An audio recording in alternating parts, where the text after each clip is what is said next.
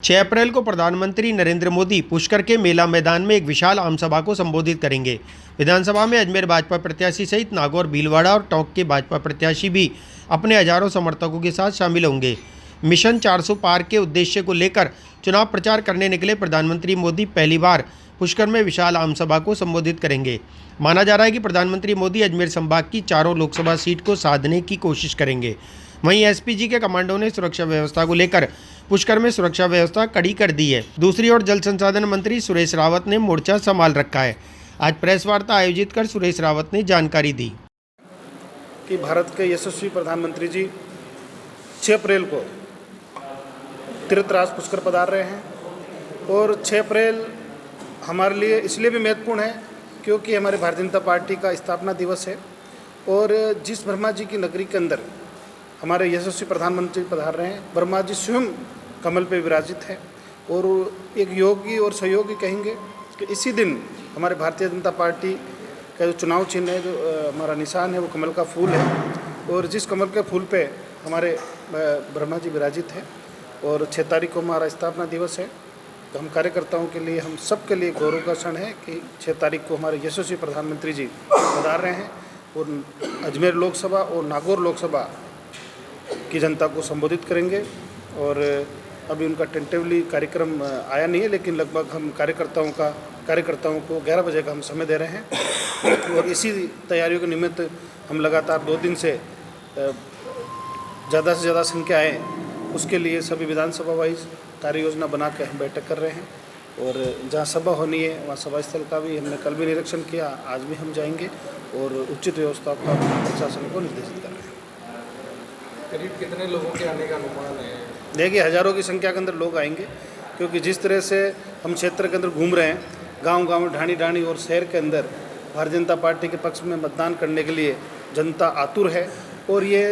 पहला ऐसा चुनाव है जिसके अंदर जनता खुद चुनाव लड़ रही है, ऐसा प्रतीत हो रहा है। सिर्फ और सिर्फ जनता 19 तारीख और 26 तारीख का इंतज़ार कर रही है क्योंकि राजस्थान के 2 चरणों में चुनाव है। पहला चरण 19 तारीख को, दूसरा चरण 26 तारीख को। क्योंकि मैं अलवर का भी प्रभारी हूँ और अजमेर के अंदर भी घूम रहा हूँ, कई जगह पार्टी के काम से जाना भी होता है, तो सब जगह उत्साह का वातावरण है और सब लोग नरेंद्र भाई मोदी जी को पुनः प्रधानमंत्री देखना चाहते हैं। इसके लिए सब लोग लगे हुए हैं और मैं दावे के साथ कह सकता हूँ कि हमारी जो अजमेर लोकसभा है, नागौर लोकसभा है, पिछले जितने मतों से हमने जीती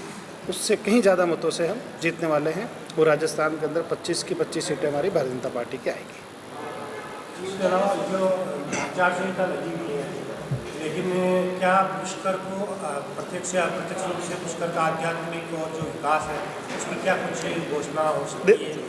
देखिए, अभी तो आचार संहिता है, इसके अंदर कोई भी सरकार, कोई भी माननीय हमारे प्रधानमंत्री जी घोषणा नहीं कर सकते, लेकिन जिस तरह से उनका भाव तीर्थराज पुष्कर के प्रति है, पहले भी तीर्थराज पुष्कर पधारे थे, स्वयं ब्रह्मा जी के दर्शन करने पधारे थे आप और हम सब लोग उनसे मिले थे और पुनः वो तीर्थराज पुष्कर के अंदर ही पार्टी के स्थापना दिवस के ऊपर जनसभा को संबोधित करने आ रहे हैं। तो निश्चित रूप से तीर्थराज पुष्कर को चुनाव के बाद सौगात मिलेगी और प्रधानमंत्री कार्यालय से भी जब पिछली बार माननीय प्रधानमंत्री जी आए थे तो हमारा पत्राचार हुआ था। केंद्रीय संस्कृति मंत्री हमारे अर्जुन जी मेघवाल, उनसे भी मेरी चर्चा हुई थी, मैं दिल्ली भी गया था और इसकी एक विस्तृत डीपीआर की योजना भी बनी थी, पहले भी एक डीपीआर बनी थी, उसको भी हम आगे बढ़ाना काम करेंगे। जैसे ही हमारा चुनाव खत्म होगा, प्राथमिकता के आधार पर तीर्थराज पुष्कर का